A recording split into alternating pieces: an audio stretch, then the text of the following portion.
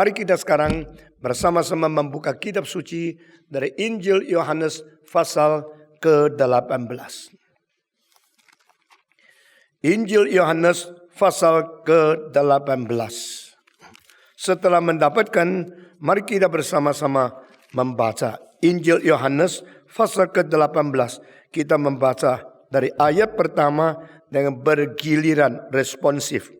Setelah Yesus mengatakan semuanya itu, keluar ia dari situ bersama-sama dengan murid-muridnya, dan mereka pergi ke seberang sungai Kidron. Di situ ada suatu taman, dan ia masuk ke taman itu bersama-sama dengan murid-muridnya. Semua membaca. Yudas yang mengkhianati Yesus tahu juga tempat itu, karena Yesus sering berkumpul di situ dengan murid-muridnya. Maka datanglah Yudas juga ke situ dengan sepasukan prajurit dan penjaga-penjaga bait Allah yang disuruh oleh imam-imam kepala dan orang-orang Farisi, lengkap dengan lentera, suluh, dan senjata. Maka Yesus yang tahu semua yang akan menimpa dirinya, maju ke depan dan berkata kepada mereka, "Siapakah yang kamu cari?" Jawab mereka, "Yesus dari Nazaret." Katanya kepada mereka, "Akulah dia." Yudas yang mengkhianati dia berdiri juga di situ bersama-sama mereka.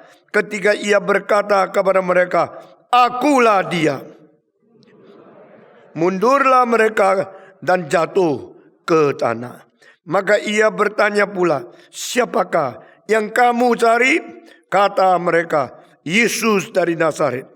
Jawab Yesus, "Telah kukatakan kepadamu, akulah dia. Jika aku yang kamu cari, biarlah mereka ini pergi."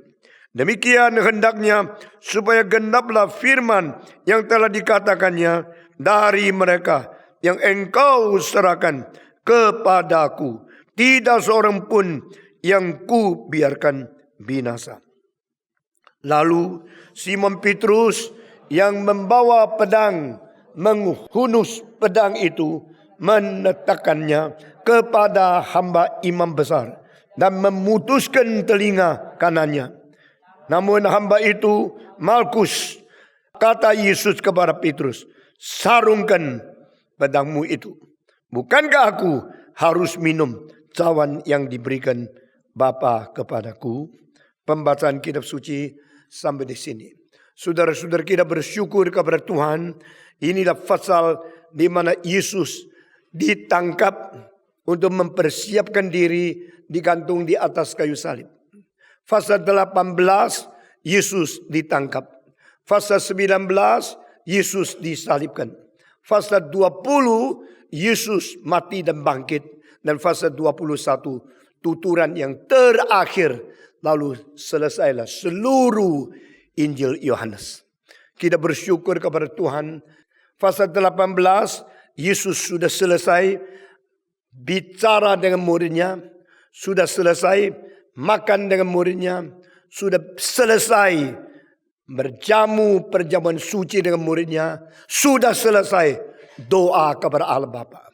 Di sini saya minta saudara perhatikan 3 Injil sebelumnya tidak mencatat sama sekali Yesus berdoa kepada Allah Bapa sebagai doa syafaat daripada imam besar dan gembala agung dari jemaat.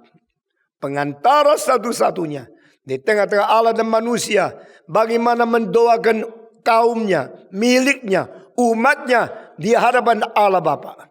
Tidak ditulis di Matius, tidak ditulis di Markus, tidak ditulis di Lukas. Hanya dicatat oleh seorang yang paling muda di antara semua rasul-rasul, murid Yesus Kristus. Tidak salah Yesus memilih rasul yang muda ini. Mungkin yang lain menganggap itu terlalu muda, engkau tidak pengalaman.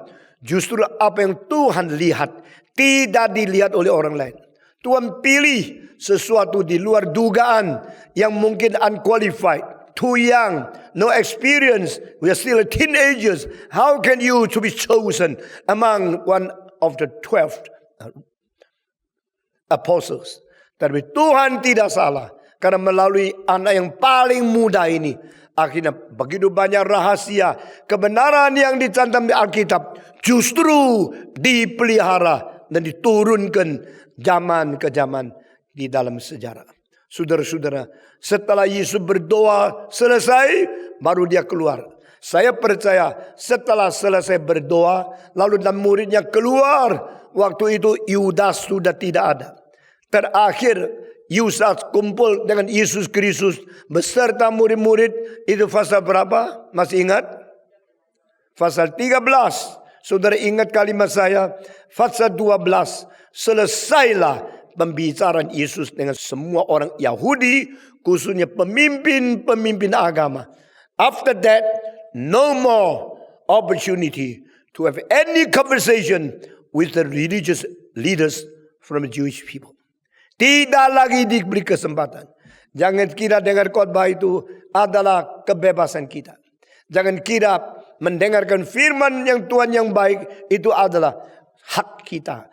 Kalau Tuhan menghentikan, tidak ada orang bisa dengar satu kalimat dari Tuhan lagi. Kalau Tuhan memberikan kesempatan kepada orang ini, itu adalah kesempatan anugerah dari Tuhan. Kalau Tuhan memberikan kesempatan kepada orang lain, itu adalah kebebasan yang Tuhan berikan. Bukan kebebasan orang ini boleh memilih atau tidak bisa memilih.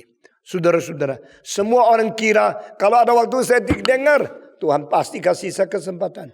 Tidak tentu. Pada waktu Tuhan memberikan kesempatan kepada engkau dan engkau tidak menghargai, mungkin engkau dibuang Tuhan untuk selama-lamanya. Saudara-saudara, Yudas pikir dia mau jual Yesus, hak dia. Dia mau ikut Yesus, kesempatan diciptakan oleh dia. Dia mau mendengar firman, kebebasan ada pada dia.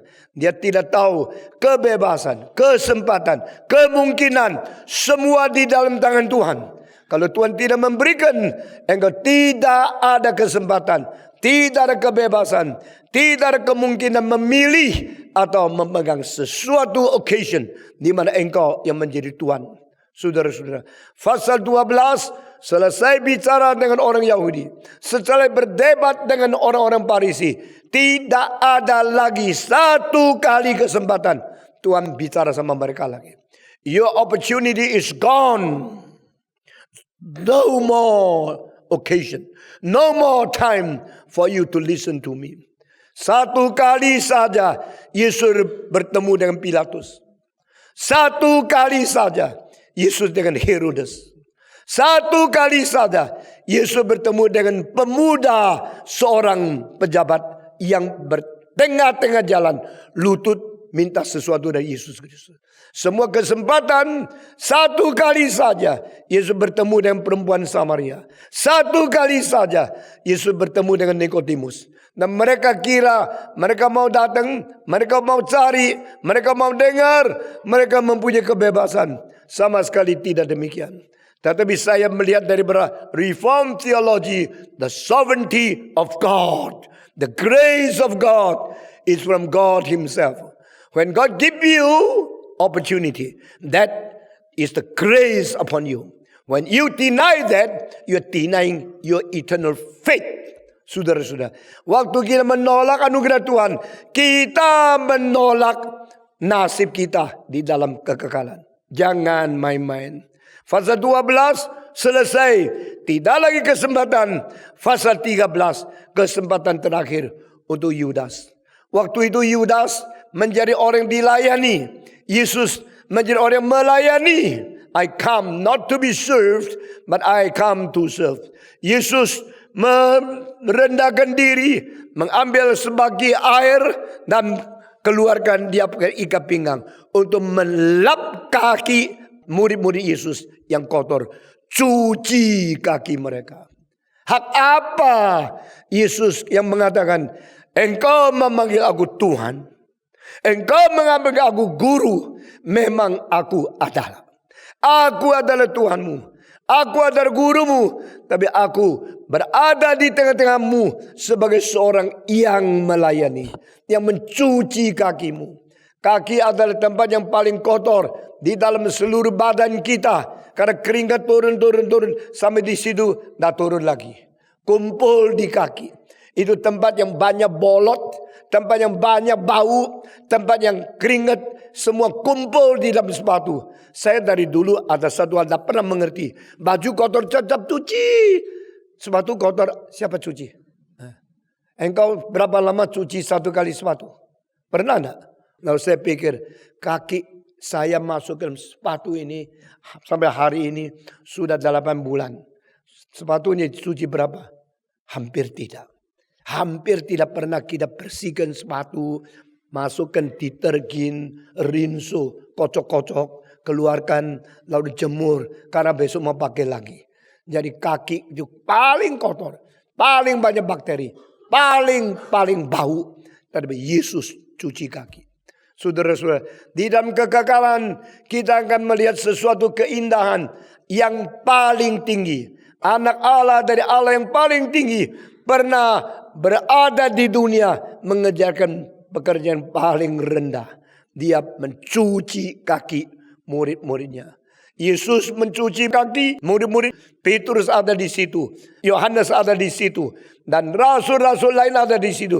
Yudas ada di situ. Saya tidak berani memikirkan bagaimana pada waktu Yesus mencuci kaki. Dengan beritahu inilah orangnya akan mengkhianati saya. Bagaimana perasaan Yudas? Dia cuci kaki. Tapi saya tahu yang melayani selalu mempunyai rohani yang baik. Yang dilayani selalu tidak sadar berapa banyak anugerah yang dia terima. Mungkin pernah saya satu kali tahu, pernah tahun kira-kira 78. Seorang pemuda yang sangat berbakat dan karunia besar sekali.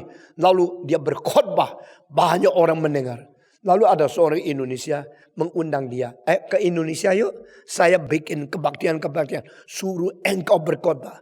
Orang itu bukan saja tidak rendah hati. Dia anggap diri hebat. Mulai menjadi pengkhotbah internasional. Lalu dia terbang ke Jakarta. Kebaktian banyak orang. Terbang ke Surabaya. Kebaktian banyak orang. Lalu dia pergi mengunjungi kota Malang. Waktu dia tiba di saat seminari Alkitab Asia Tenggara. Begitu tiba malam jam 8 lebih. Lalu yang buka pintu dipimpin oleh Tuhan atau kebetulan rektornya. Rektor buka pintu untuk seorang pemuda yang baru dikenal sebagai pengkhotbah yang dianggap baik sekali. Lalu sudah buka pintu, Bapak Rektor angkat koper dia. Lalu ajak dia tinggal di kamar tamu. Lalu mengatakan terima, sambut engkau dengan baik, welcome here. Dan besok boleh khotbah di tempat daripada saat. Nah saudara-saudara, orang ini tidak sadar, dia dilayani. Dia akhirnya pulang mengatakan satu kalimat. Saya kira rektor saat berapa besar adanya. Saya kira dia orang hebat. Ternyata cuma orang yang angkat koper saya. Kurang ajar tidak? Semenjak itu Tuhan tidak pakai dia lagi. When you are proud, you will be disposed. You will be abandoned. Kalau pemuda-pemudi ada kesempatan melayani. Belajar bagaimana Tuhan melayani. Bukan engkau dilayani. Lalu engkau rasa diri menjadi GR. Menjadi besar. Sekarang pemuda itu di mana? Buka satu restoran tidak laku. Dan dia tidak pernah lagi berkhotbah.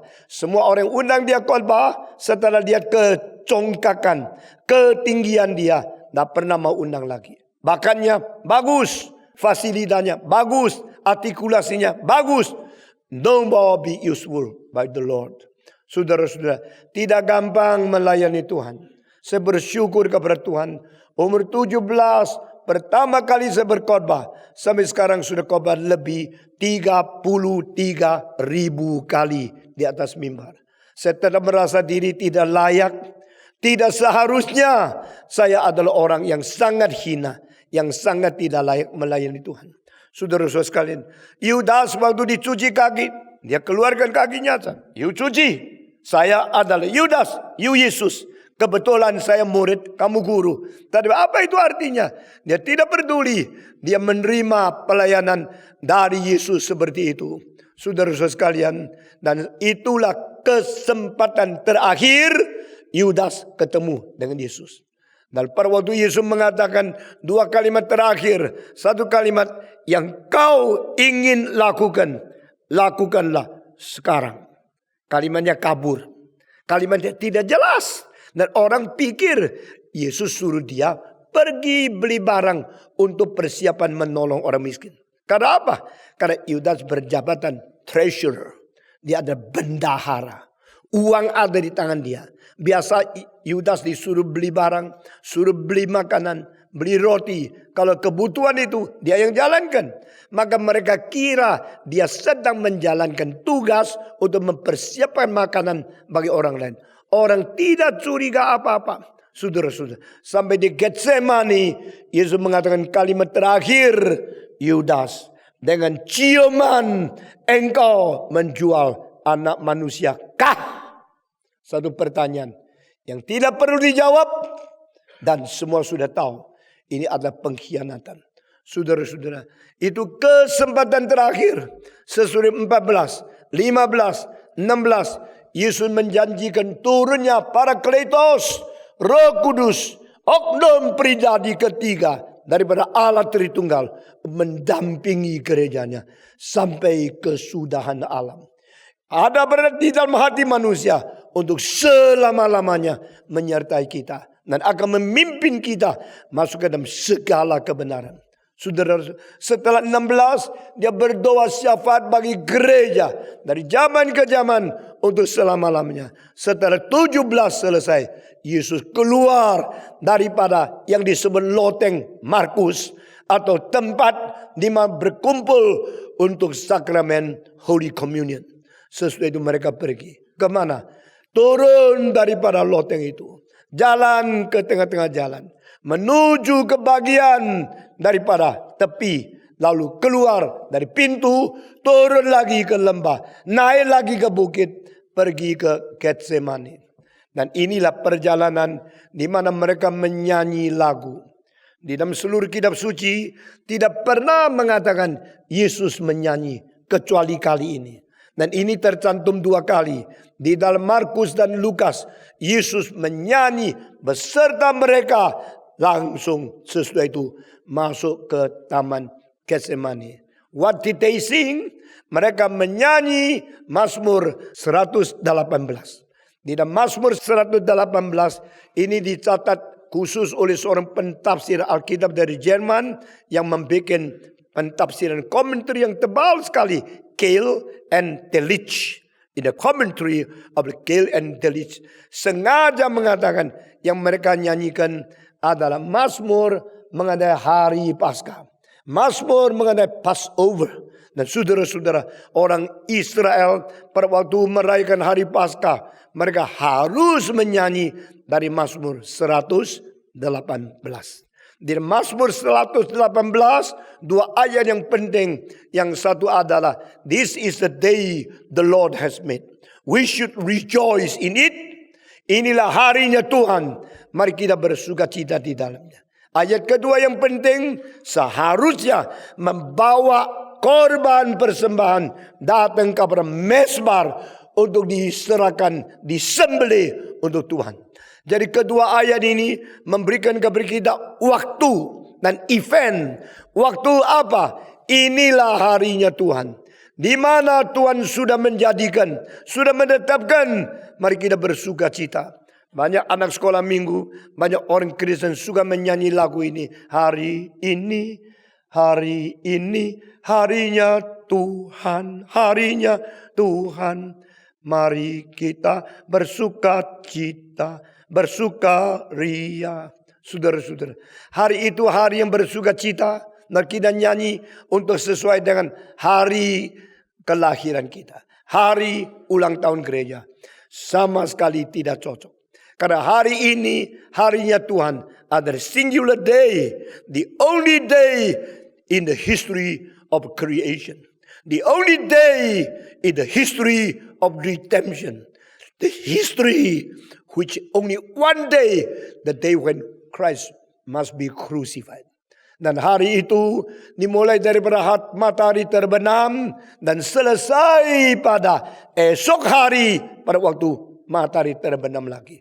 Karena di dalam Alkitab satu hari dimulai dari malam dan diselesaikan pada hari esok, selesai sebelum malam lagi. Pada waktu matahari terbenam, mereka hitung the new day is now coming. Pada esok matahari terbenam lagi, the day is ending. Jadi ini ada malam, ada siang hari pertama, ada malam, ada siang hari kedua, ada malam, ada siang hari ketiga. Cara menghitung seperti ini mulai kapan? Mulai Kejadian pasal pertama. The day start from the night. Every day start from night and end in another day before the night comes. Saudara-saudara, cara hitung seperti ini adalah cara Tuhan Allah mengajar seluruh kebudayaan bangsa dalam sejarah manusia. Jangan mulai daripada siang ke malam, tapi mulai dari malam ke siang. Apa artinya? Gelap dulu, lalu menuju matahari terbit. Gelap dulu, baru menikmati fajar menyingsing.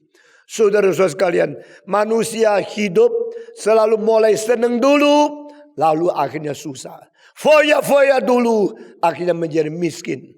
Pakai kesehatan, berbuat dosa dulu, lalu sakit AIDS, sakit sipilis, lalu matinya sengsara-sengsara. Alkitab mengatakan, no, turn it around. That you suffer first before you go to enjoy. You died first before enjoy resurrection. Seluruh kitab suci mengajar semua teliti sekali dan aturannya dan pengaturannya semua ditetapkan oleh Tuhan. This is the day. Which day? The only day. Which only day? The day of redemption. The day of sacrifice. The day Jesus should be caught, should be condemned, should be put into death, and should be hung on the cross. This is the day. Pada waktu Yesus menyanyi lagu itu, lalu pergi ke Getsemane, dia telah mempersiapkan diri taat kesengsaraan, penderitaan yang ditetapkan oleh Tuhan.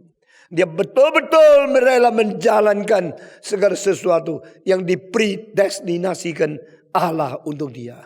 Yesus yang adalah firman menjadi daging. The word became flesh. He purposely come to this world to put on the flesh, put on carnal body with blood inside. So he can shed his blood, can give and share his life and give his body to be the ransom. Saudara-saudara sekalian, kita bersyukur kepada Tuhan. Kristus sengaja datang ke dunia untuk mati. Karena Allah tidak mungkin mati. Allah tidak bisa mati. Allah tidak boleh mati. Tetapi dosa kalau mau dihapus, upah dosa itu adalah kematian. Dan kematian harus dialami. Maka Yesus berkata, I come to die for you. I come to share my life. To share my blood for you. To share my blood for you. Maka dia harus mempunyai tubuh. Mempunyai tubuh melewati 33 tahun setengah. Berdaging berdarah. Untuk menanti satu hari. Dagingnya dipecahkan. Darahnya dialirkan. Hari itu. Hari Tuhan. This is the day. Pada waktu Yesus masuk ke Getsemane, dia tahu mulai saat ini sampai besok sore saat ini saya masukkan kuburan. 24 jam inilah yang namanya this is the day the Lord has made it and I should rejoice in it. Berarti Yesus rela sekali mati mengganti kita. Rela sekali menjalankan sesuatu pelaksanaan penderitaan yang harus dialami oleh dia. Saudara-saudara, dari saya percaya mereka menyanyi Mazmur 118. Nyanyian itu cukup panjang. Setelah menyanyi selesai, mereka sudah masuk ke dalam satu taman. Sekarang saya akan bicara tentang taman. Di dalam Alkitab, taman, taman, taman, taman. selalu mempunyai arti yang sangat-sangat penting sekali. Di dalam Taman Eden, Adam gagal. Di dalam Taman Getsemani, Yesus sukses. Di dalam taman pertama yang sempurna, manusia kehilangan kesempurnaan. Di dalam taman yang tidak sempurna, manusia sempurna membawa kesempurnaan kepada manusia yang lain. Getsemani dibanding dengan Taman Eden sama sekali berbeda kualitas. Eden dicipta dengan indah. Eden dicipta dengan sempurna. Eden diberikan pohon-pohon yang begitu indah dan begitu menikmati sebagai karunia Tuhan untuk manusia. Sedangkan Getsemani sama sekali tidak bisa dibandingkan. Getsemani adalah tempat setelah manusia berdosa beribu-ribu tahun. Meskipun Getsemani tetap indah, tetap baik, tetapi yang di dalam boleh Petrus yang menyangkal Tuhan. Yang di dalam boleh prajurit yang membunuh Yesus. Yang di dalam boleh ada Yudas yang mencium dan menjual Yesus Kristus. Getsemani sama sekali berbeda. Tahun lalu hampir 2 tahun saya membawa 30 lebih orang pergi ke Tanah Suci. Dan kita keliling selain di Turki juga di Yerusalem. Dan saya sengaja harus pergi ke Getsemani. Pendeta-pendeta, hamba-hamba Tuhan dan orang Kristen yang berada bersama dengan kita di situ. Kita cari satu tempat di mana 30 lebih orang boleh berkumpul di situ. Dan saya sengaja minta setiap orang berdoa. Satu lepas satu giliran berdoa. Nah saudara-saudara, saya mau tahu apa yang didoakan mereka. Setelah semua doa selesai, saya rasa tidak puas. Dan saya berdoa. Saudara-saudara, saya berdoa, Tuhan berilah kami hati yang rela taat Engkau. Seperti anakmu 2000 tahun yang lalu di taman ini. Berdoalah supaya kami di tanah Yudea, kami dari Indonesia sampai di tanah Yahudi, tanah Getsemani, boleh mengerti keberontakan dari orang Yahudi. Dan mereka satu hari bisa mengerti ketaatan Kristus. Saudara-saudara, di Ibrani dikatakan dia yang taat supaya menjadi sumber ketaatan bagi semua orang yang taat kepada dia. Sehingga dia menjadi sumber keselamatan yang kekal bagi semua orang yang taat kepada dia. His obedience becomes the foundation of all who obey him for eternal life. Kita bersyukur kepada Tuhan. Dan ketaatan di Getsemani membuktikan Allah puas dengan ada manusia yang benar-benar memberikan hiburan kepada Tuhan Allah. Karena di dalam Taman Eden seolah-olah Adam berdoa, bukan kehendakmu, tapi kehendakku yang jadi. Kehendak Tuhan jangan makan. Kehendak setan silakan makan. Kehendak Adam saya mau makan. Tidak peduli Tuhan. Bukan kehendakmu, tapi kehendakku yang jadi. Sedangkan di Getsemani, Yesus Kristus mengatakan kalimat terbalik. Bukan kehendakku, tapi kehendakmu yang jadi. Saudara-saudara, di hadapan Tuhan Allah hanya 2 macam manusia dengan 2 macam sikap di hadapan Dia yang semacam not your will, but my will be done. Macam kedua, not my will, but your will be done. Yesus Kristus telah memberikan standar, memberikan contoh yang terindah untuk menjadi teladan seluruh umat manusia dari zaman ke zaman di dalam sepanjang sejarah. Kita bersyukur kepada Tuhan. Yesus datang ke Getsemani. Langsung di sini ayat mengatakan Yudas yang mengkhianati Yesus tahu juga tempat itu. Kenapa?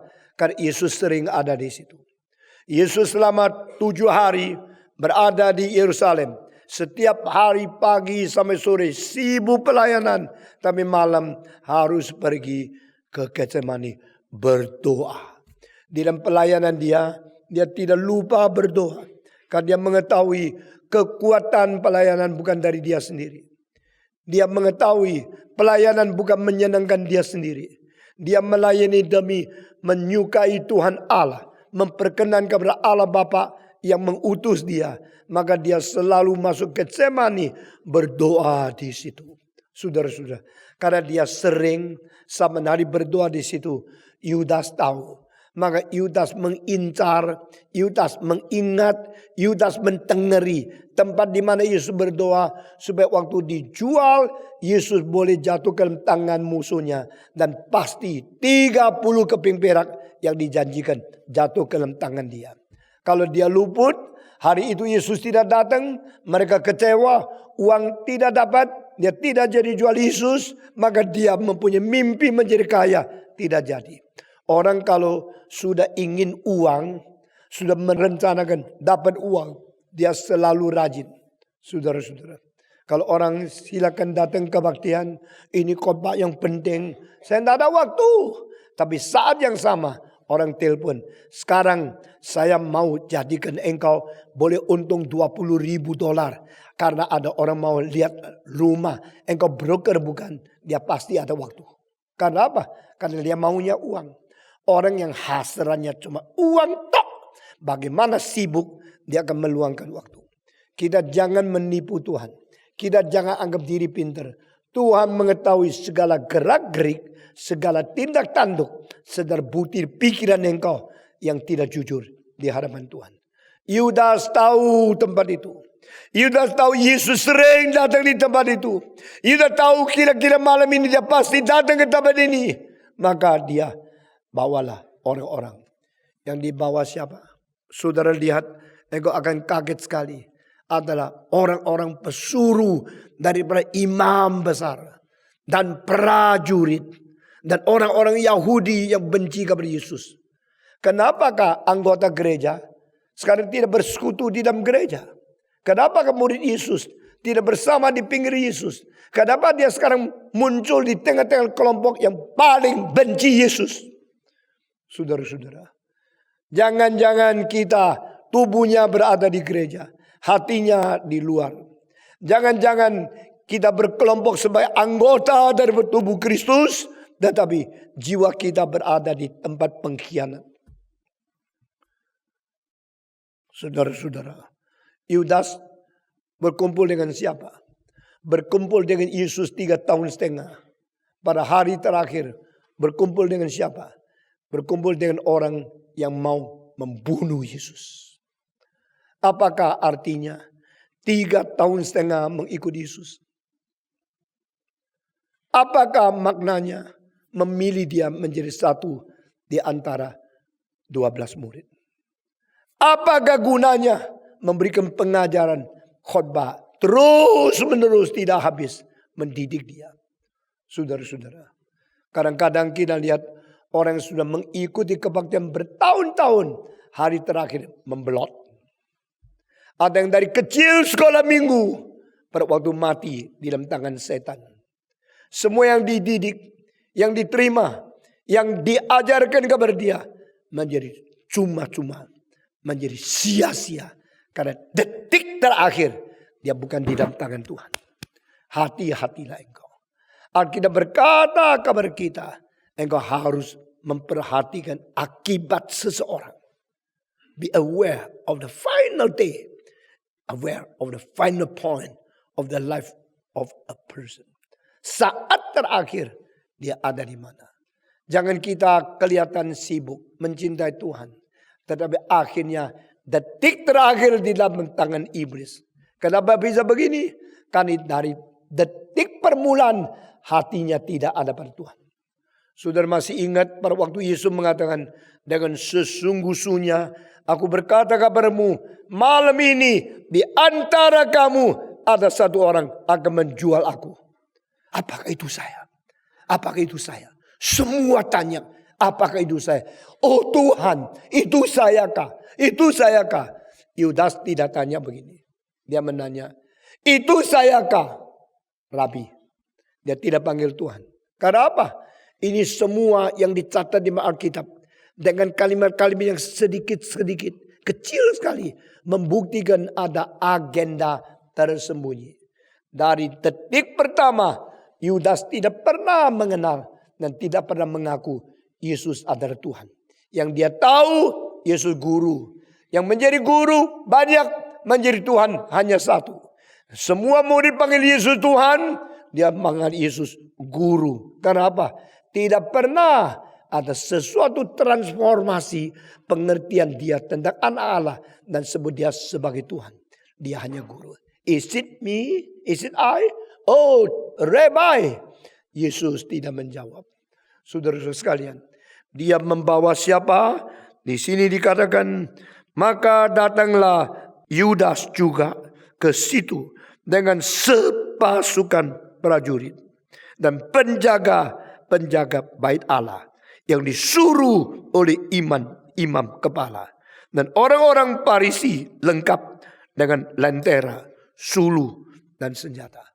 3 macam orang yang disuruh oleh imam-imam kepala, prajurit-prajurit dan penjaga bait Allah.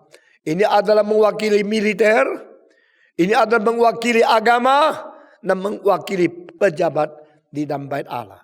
Ada prajurit, ada penjaga bait Allah dan juga adalah orang utusan daripada imam.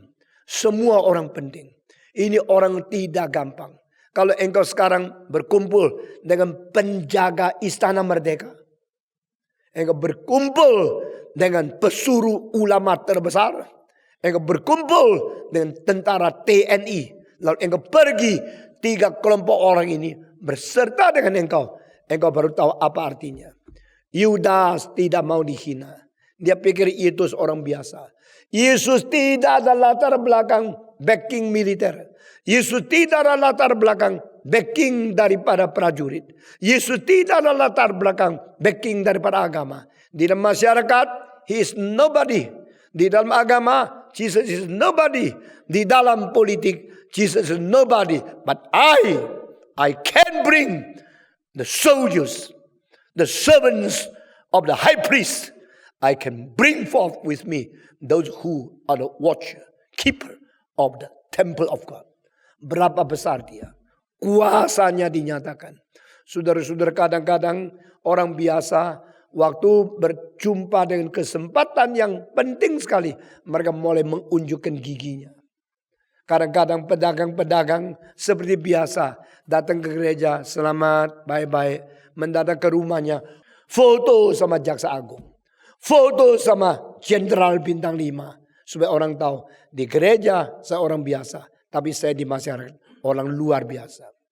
Tuhan tidak lihat berapa penting adanya engkau, hanya melalui engkau berkumpul dengan siapa. Tuhan tidak merasa engkau penting karena engkau mempunyai backing yang tinggi.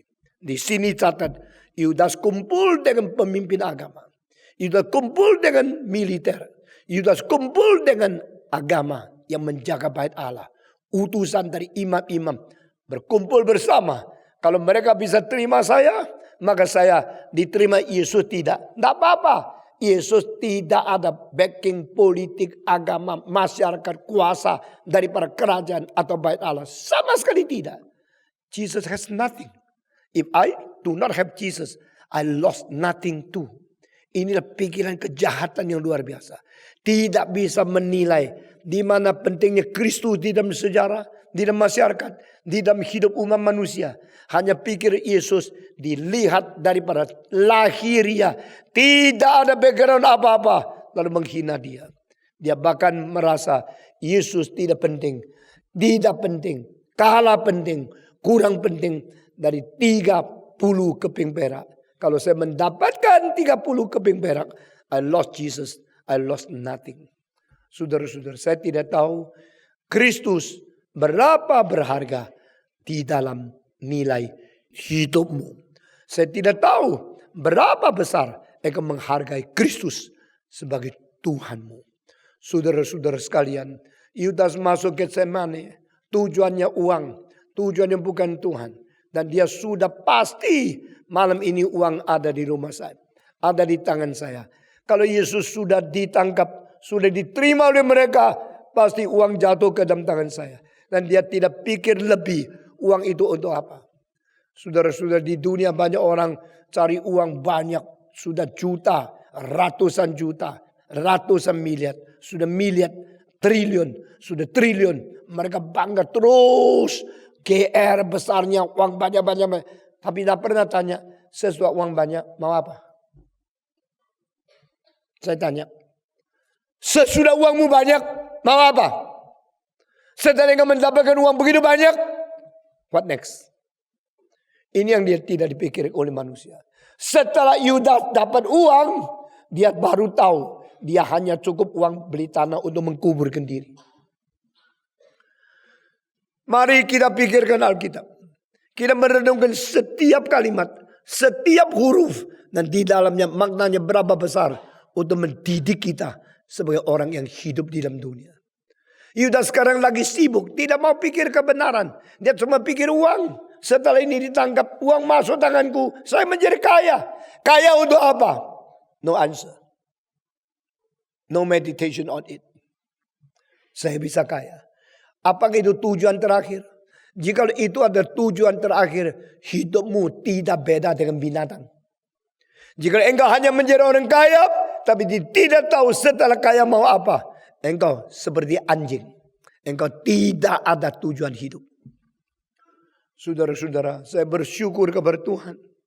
Semenjak muda saya sudah melihat dengan jelas. Saya bukan orang yang tidak mungkin dapat uang banyak. Ternyata sudah saya menjadi pendeta. Uang yang diberikan kepada saya lebih banyak dari pendeta-pendeta yang lain. Tapi bagi saya itu nothing. Biar Kristus menjadi pusaka yang paling mulia. Dan segala sesuatu yang engkau miliki untuk Kristus. Maka hidupmu tidak kecantol, tidak macet di tengah-tengah yang sekunder untuk mewakili yang primer. Saudara-saudara, puji Tuhan. Puji Tuhan. Waktu saya tua, saya tetap tidak tergoda, tidak terkait, tidak terjerat dengan harta. Dan sama sekali saya tidak interest kepada uang yang banyak. Saya hidup untuk Tuhan. Saya hidup untuk kemuliaan Tuhan. Hidup untuk kerajaan Tuhan. Saudara-saudara, Yudas membawa prajurit. Membawa orang Yahudi yang menjaga bait Allah. Dan membawa pesuruh-pesuruh daripada imam-imam besar. Masuk ke Getsemane. Saat itu dia melihat muka Yesus. Cuma ketawa. Inilah, jangan sampai salah. Ditangkap saya dapat uang. Cintanya kepada Tuhan sudah tidak ada.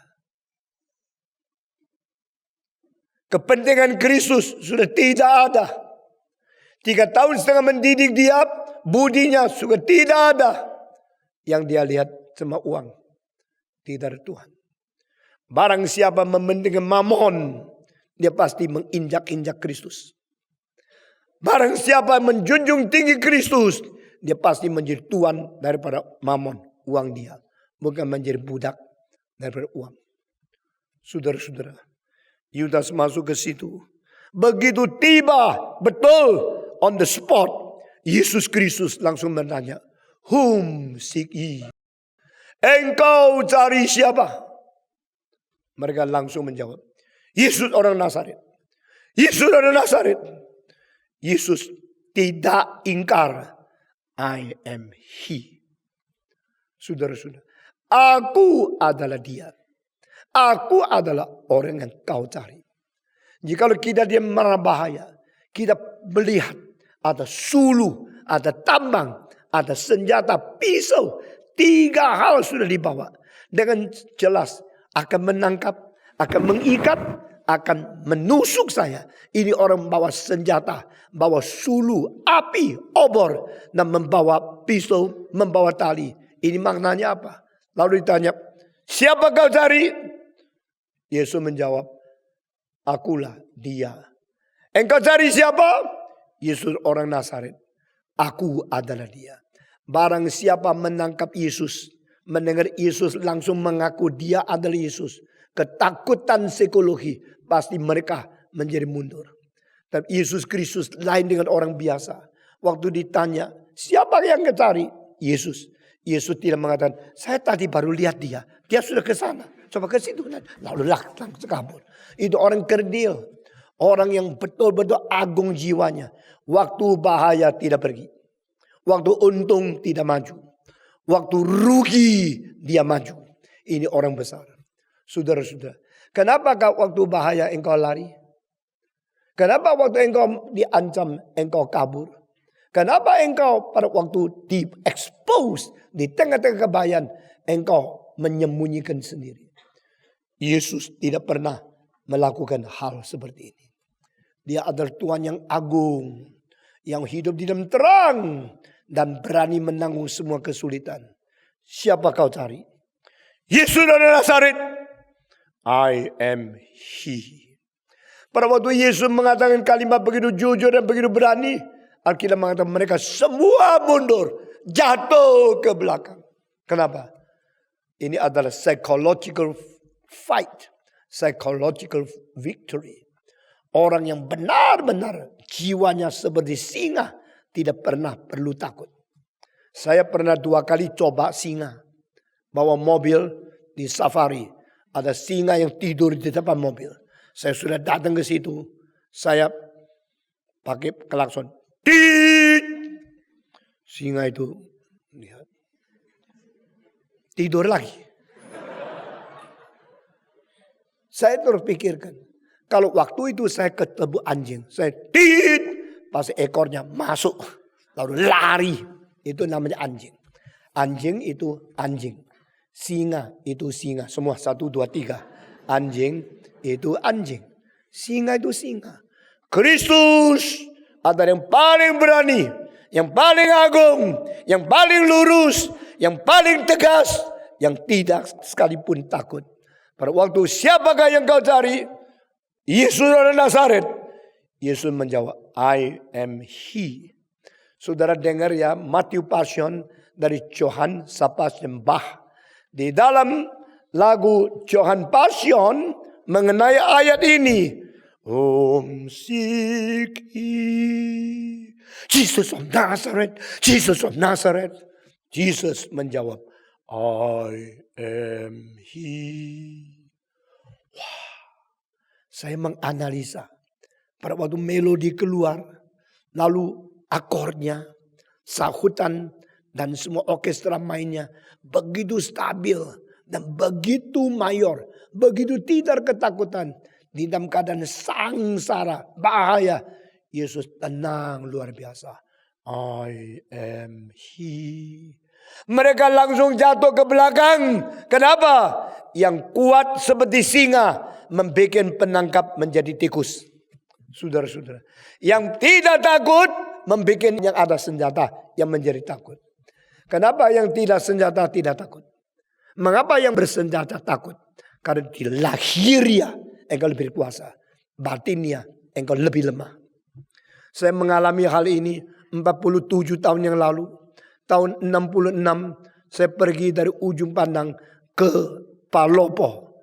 Waktu itu dari ujung pandang ke Palopo 400 km. Sekarang juga 400 km. Bumi tidak molor kok. Sama. Tapi sekarang 7,5 jam dari ujung pandang naik mobil sampai di Palopo. Waktu itu 2 hari 1 malam baru saya sampai. Waktu mobil kita sampai di Palopo harus melewati satu gunung. Di gunung itu banyak pemberontak. Dan mereka menempati gunung-gunung dan orang ditembak. Apalagi kalau polisi lewat, polisi dibunuh, pistolnya diambil, memperkuat pemberontak-pemberontak itu. Dan kali itu justru satu polisi bawa senapan yang panjang di belakang saya, hunter saya masuk. Saya hampir tidak pernah dari hari itu disertai oleh senapan yang panjang pergi khotbah. Saya mau khotbah di belakangnya ada senjata. 2 orang, polisi CPM di belakang jeep, saudara-saudara. Tetapi pada waktu mobil rusak di pegunungan, kita mesti turun, mesti bikin betul. Saya bukan montir, saya tidak pernah bikin betul mobil. Ikut-ikut lihat, tak ngerti semua. Saya cuma di situ. Lalu polisi yang bawa senapan dan CPM membawa senjata berat di situ sambil menjaga, sambil gemeter. Nah, saya tanya, loh Bapak, kenapa gemeter? Ada senjata, kok gemeter? Saya tidak ada apa-apa, tidak gemeter. Dijawab apa tahu? Engkau tak perlu gemeter. Saya harus gemeter. Saya tidak ngerti. Ada senjata gemetar. Yang tidak senjata tidak gemetar. Kenapa? Engkau yang harus gemetar. Karena musuh tidak mau kamu, mau saya. Kamu tidak bersenjata. Bukan incaran mereka. Saya tujuan mereka. Matikan saya. Maka saya gemetar. Itu pertama kali saya sadar. Yang tidak ada senjata. Mempunyai kekuatan batinnya. Lebih daripada yang bersenjata. Kembali kepada kitab suci. Saudara, Yesus tidak bersenjata. Yesus yang akan ditangkap. Mereka bersenjata. Mereka yang menangkap Yesus Kristus. Pada waktu mereka menangkap Yesus dengan senjata. Dengan api, suluh. Dengan segala kekuatan dari militer dekat Yesus Kristus. Yesus cuma tanya, siapa yang kau cari? Dengan tenang sekali. Dan mereka menjawab, Yesus orang Nazaret. Dengan gelisah sekali. Ketenangan jiwa yang mau ditangkap. Mengalahkan ketakutan jiwa yang mau menangkap. Karena apa? Waktu itu engkau tidak ada alasan menangkap orang yang baik seperti ini. Yesus Kristus waktu ditangkap. Dia tidak lari. Bukan saja tidak lari. Dia mengatakan satu kalimat. Jikalau engkau cari saya. Biarlah orang-orang ini pergi. Apa artinya? He protect his own people. Saudara-saudara. Inilah jiwa pemimpin. Engkau yang ingin menjadi pemimpin. Jangan cuma mimpi-mimpi dipakai Tuhan. Kalau engkau ingin menjadi pemimpin. Engkau harus berjantan. Berjiwa pemelihara. Berjiwa gembala. Untuk melindungi orang-orang yang mengikut engkau. Yesus Kristus berkata, if you want me, let these people go. I am protecting them. Not even one will lost. Jiwa mereka tidak satu yang kehilangan. Semua akan aku pelihara. Kecuali yang binasa itu. Saudara-saudara sekalian. Di dalam setiap kalimat engkau membaca. Engkau lihat keagungan. Kebesaran jiwa Yesus Kristus. Biarlah orang-orang ini pergi. Jika engkau mau menangkap saya. Biar saya yang mati. Mereka yang dipelihara. Saudara-saudara. Kadang-kadang kita melihat ayam induk. Pada waktu dia dibahayai. Dia panggil ayam kecil sendiri. Kumpul di bawah sayap dia. Lalu dia lebih baik sendiri mati. Ayam kecilnya dipelihara dengan baik. Alam telah memberikan pengajaran kepada kita. Seorang pemimpin harus bagaimana. Saudara-saudara, di Korea Utara pada waktu komunis mengepung satu gereja yang terbesar, Presbyterian Church. Pendetanya namanya Dr. Han Kyung-chik. Seorang waktu itu sudah umur 50 lebih. Pada waktu saya ketemu dia 69 di Switzerland, dia sudah umur 70 lebih. Seorang pendeta besar. Tapi kelihatan kecil. Dia pada waktu dikepung oleh komunisme. Dia berusaha sampai lebih 2.000 anggota. Semua lolos. Dia bikin segala cara. Sampai semua lolos. Dan dia sendiri tidak mau pergi. Dia tunggu ditangkap. Dan mereka berdoa siang malam untuk dia. 2.000 anggota keluarga semua lari dari Pyongyang. Sampai di Seoul. Dari Korea Utara sampai di Korea Selatan. Semua tiba di situ. Tapi pendetanya belum datang. Mereka berkata, we should pray fervently. Let God protect our pastor. Our good pastor. Mereka berdoa siang malam. Cucur air mata. Sampai kira-kira berapa bulan kemudian. Tidak ada kabar. Pendeta mereka mati atau hidup. Mereka tidak tahu. Mereka terus berdoa. Mendadak satu hari ada orang bawa seorang tua masuk. Mereka lihat. Ini pendeta mereka. Semua nangis. Pak pendeta yang masih hidup. Yang berapa sengsara di utara. Dia bersaksi. Tuhan pimpin saya. Melalui penjara. Melalui ditangkap oleh orang komunis. Berapa susah. Akhirnya membawa saya keluar. Sekarang saya berada dengan engkau. Mereka bersuka cita. Lalu mendirikan satu gereja Presbyterian Reform Church. Di Korea Selatan. Namanya Yongnak Church. Yongnak Church bertumbuh terus. Karena mempunyai pendeta yang begitu baik.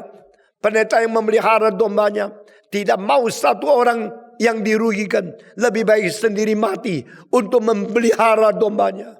Tahun 69, di dalam tidak berapa waktu kemudian, dia telah mendirikan gereja terbesar di seluruh dunia. The biggest Presbyterian church in the world at that time, 69, is Yongnam Church. Berapa banyak anggota? Waktu itu 15.000 anggota. Saudara-saudara, tahun 74 saya diundang 8 tahun kemudian untuk berkhotbah di gereja itu. 4.000 orang yang ikut kebaktian di dalam gereja itu. Dan kita mengadakan satu international prayer assembly yang siangnya ribuan orang ikut, malamnya tak mungkin muat di situ. Pakai satu tempat taman, dan taman itu dikumpuli oleh lebih daripada 10.000 orang. Dan yang khotbah itu 20 orang. Saya digilirkan jam 11. Waktu saya jam 10.30 sampai di situ, ternyata saya mestinya tunggu lagi 3 jam baru bisa khotbah. Saya terus tunggu sampai pagi jam 3 khotbah. 5.500 orang yang maju ke depan mau menyerahkan diri menjadi hamba Tuhan. Gereja di Korea bertumbuh luar biasa karena ada satu pendeta yang tidak mempentingkan hidup matinya sendiri untuk orang lain. Jiwa pemimpin seperti ini diperlukan untuk meneruskan gerakan reform Injili. Saya tidak tahu berapa tahun lagi saya hidup, tapi saya mengetahui, if among you God raise up a people ready to die for the flock, ready to sacrifice for the name of God, then this movement is hopeful. Gerakan ini akan berpengharapan. Gerakan ini akan maju terus jika ada pemimpin-pemimpin di dalam gerakan reform Injili yang bersedia mati seperti Yesus Kristus. If you want me, let these people go. I'm ready to die for them. This is a mentality of being a good leader. Pemimpin yang baik lebih baik mati sendiri. Jangan membiarkan bawahan yang mendapatkan celaka. Sekarang di dalam kekristenan, banyak pemimpin yang menikmati sebesar mungkin. Pemimpin yang mendapatkan keuntungan sebesar mungkin. Yesus berkata, jika engkau mau menangkap saya, biarlah orang-orang ini pergi. Saya sangat terharu. Sejak pemuda, saya sangat terpengaruh dengan ayat ini. A good leader doesn't care about his own health or his sickness. Tidak memperduli sakit sembuhnya sendiri. Tidak memperduli untung ruginya sendiri. Tidak memperduli mati hidupnya sendiri.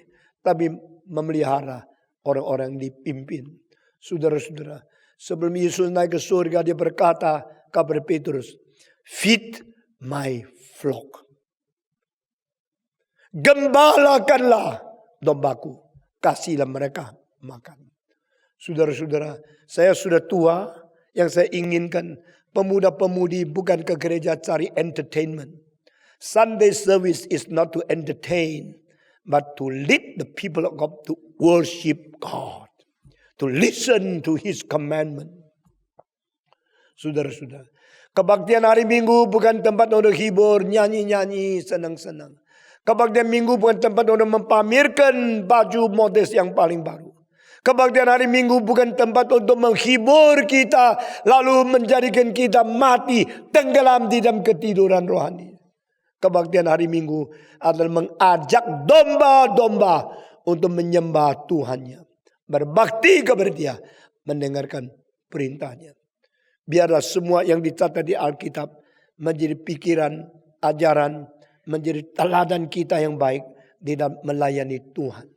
Saudara-saudara sekalian, Yesus sebentar lagi ditangkap, diikat dengan suluh. Mereka membawa Yesus keluar daripada Taman Getsemani.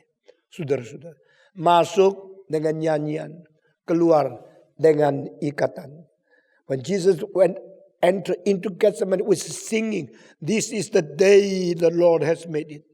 Let us rejoice in it. I'm ready to die for you, Lord." Waktu keluar, diikat, lalu dibawa untuk diadili 6 kali sepanjang malam. Tidak tidur, tidak minum, tidak setetes air masuk, tidak sedikit roti yang masuk.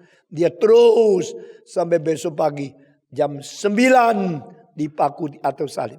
Jam 3 meletakkan kepala mati untuk kita. Dari sepanjang hari ini dia cuma minum mungkin 5 tetes air. Dari mana? Mereka pakai cuka masukkan dan lidah ke bibirnya. Yesus mengijipi tapi tidak minum. Karena dia mau mati dengan segala sengsara yang sepenuhnya sempurna menderita untuk mengganti engkau dan saya. Saudara-saudara, hari ini saya khotbah sampai di sini saja. Kiranya Tuhan memberkati kita dan menggerakkan hati kita untuk lebih cinta Tuhan. Siapa yang berkata, Tuhan, saya sudah mendengar semua ini, saya berjanji, saya mau lebih mencintai Tuhan daripada hari-hari sebelumnya. Siapa yang hari ini mau menjadi orang Kristen lebih mencintai Tuhan? Coba angkat tangan saudara, saya lihat. Yang mau lebih mencintai Tuhan, angkat tangan. Puji Tuhan, puji Tuhan, puji Tuhan, puji Tuhan. Mari kita berdoa. Bapa di dalam surga, kami berterima kasih. Engkaulah yang patut, Engkaulah yang layak, dan Engkaulah yang seharusnya mendapat pujian, mendapat hormat, mendapat bakti, dan persembahan yang sebesar-besarnya. Karena Engkau terlebih dahulu mengasihi kami. Engkau memimpin kami, membawa kami kembali kepadamu, dan jadikan kami pengikut-Mu yang boleh mempunyai teladan yang terbaik. Kiranya suara manusia sudah berhenti. Suara-Mu terus di dalam hati kami berdengung, memimpin kami lebih dekat kepadamu. Dengar doa kami Tuhan. Kami serahkan semua ini demi nama Yesus Kristus, penebus dan juru selamat kami yang hidup. Kami sudah berdoa. Amin.